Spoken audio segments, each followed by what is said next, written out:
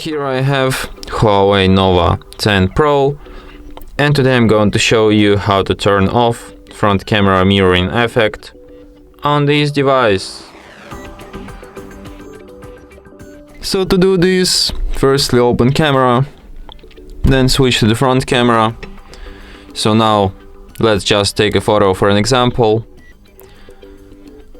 Okay, so now to turn it off, you go to settings by tapping on the gear icon, and here you can find mirror reflection.